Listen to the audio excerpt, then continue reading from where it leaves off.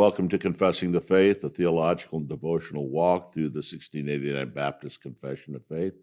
I'm your host, Sam Waldron, one of the pastors of Grace Reformed Baptist Church in Owensboro, Kentucky, and president of Covenant Baptist Theological Seminary. Today we will be considering once more the subject of the perfection of Scripture.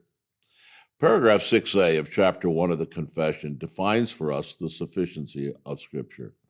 Before I leave behind this definition and come to how the Confession qualifies the sufficiency of Scripture in paragraph 6b of its first chapter, there's one more thing in paragraph 6a that needs and deserves attention.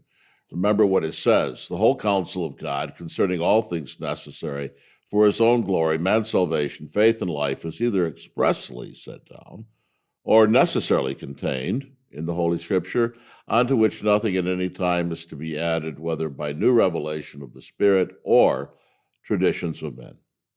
That one more thing, to which I just referred, is found in the words, is either expressly set down or necessarily contained in the Holy Scripture.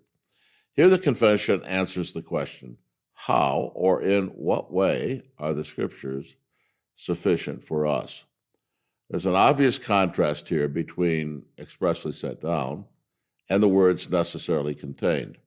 The contrast may not be as clear in the 1689 as it is in the Westminster, which says, is either expressly set down in Scripture or by good and necessary consequence may be deduced from Scripture. The contrast in both documents is between what is express or explicit in Scripture and what may be deduced from Scripture because it is implicit or implied there.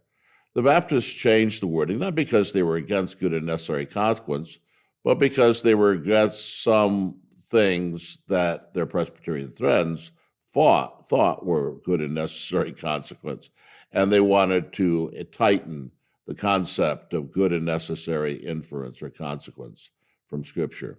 They embraced the concept, but wanted to tighten the language.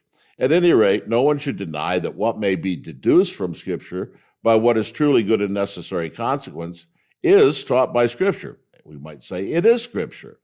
God knows whatever is implied in Scripture, and he meant to imply it. We should not deny the need for logical deduction in interpretation of Scripture or its validity. The great illustration of the need for the use of logic is found in the teaching of Jesus regarding the resurrection.